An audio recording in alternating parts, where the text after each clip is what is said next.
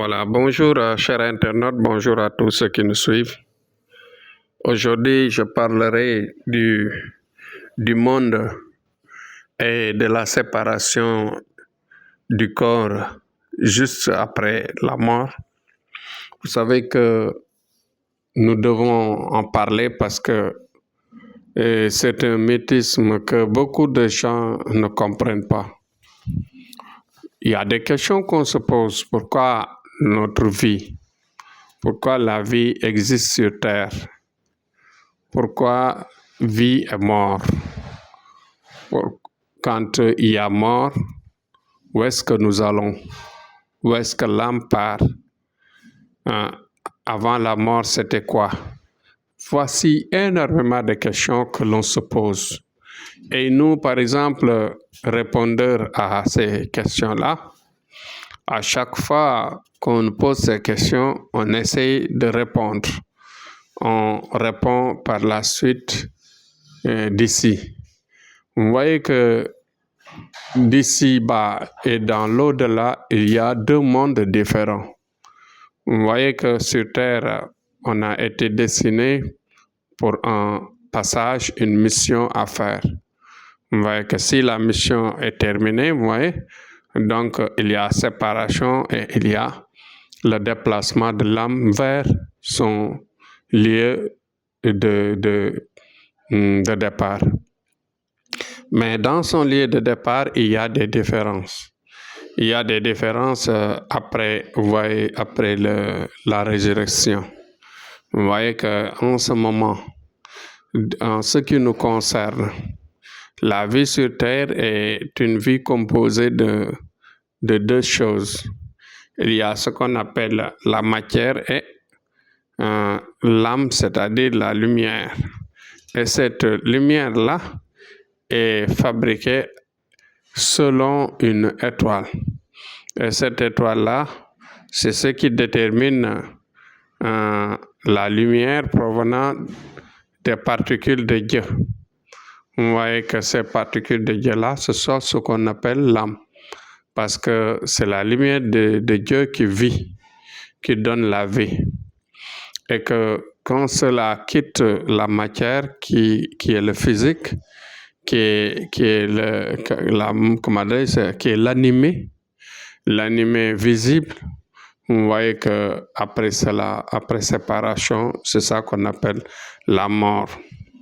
Et vous voyez que notre âme, subitement, quand elle quitte ce bas monde, quand il y a séparation du corps, quand il y a séparation de la matière à l'âme, vous voyez que c'est un moment où vraiment il fallait assister. On nous dit quelque part que sur Terre, on est en train de somnoler, on est en train de dormir. Mais juste à l'ignorance, oui, bien sûr. Mais juste après la mort, on se réveille. L'âme se réveille et l'âme voit tout. L'âme voit à partir de la vie, l'âme voit à partir de la terre, tout ce qui existe entre les 7 cieux et tout ce qui existe entre les 7 terres. On voyait que automatiquement, l'âme qui voyait que la matière, le corps était plein de péchés, voyez que cela va sentir une odeur. L'odeur des péchés va perturber l'âme. Parce que vous savez que l'âme, c'est la particule de Dieu qui est uniquement lumière provenant du bon Créateur, c'est-à-dire de la force divine, de la force globale de l'ensemble de tout. Parce qu'on vous dit quelque part que Dieu n'est pas un physique, n'est pas, par exemple, une image. Dieu, c'est l'ensemble, c'est le système, c'est tout.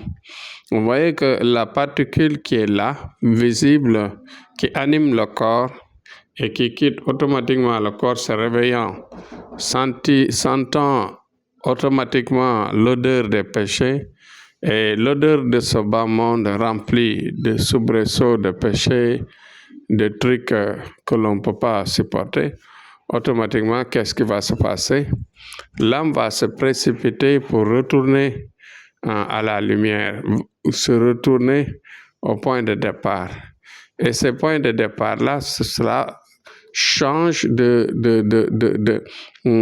lieu selon, par exemple, comment dirais-je, le degré du bien ou bien le degré du mal qu'on avait ramassé, qu'on avait exercé, qu'on avait, par exemple, fait de passage durant la vie sur Terre.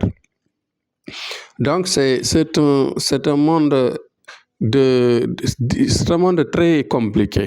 C'est une science très vaste qu'on ne peut pas finir en une séance.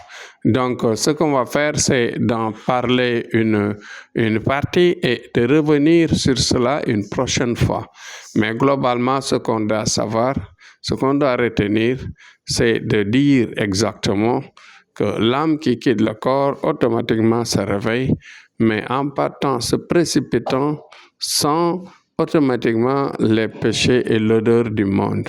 L'odeur du monde qui est remplie de péchés, qui est remplie de dangers, qui est remplie de sournoiserie, qui est remplie de méchanceté, qui est remplie de tromperie et de ce qu'on appelle la cruauté humaine très criade qui pratiquement anime pas mal de gens, c'est-à-dire qui sont affectés par ce qu'on appelle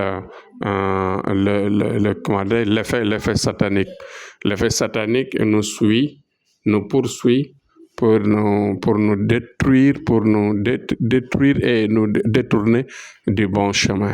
Donc voilà globalement ce que nous devons retenir au sujet du jour, parce que les deux vies sont différentes. La vie sur terre et la vie dans l'au-delà. Vous voyez que toutes les âmes qui quittent attendent actuellement, qui nous ont devancés, les âmes qui nous ont devancés sont en train d'attendre le jugement de la résurrection pour trouver rapidement leur lieu. Voilà, soit au paradis, soit dans la punition. Que Dieu nous en épargne.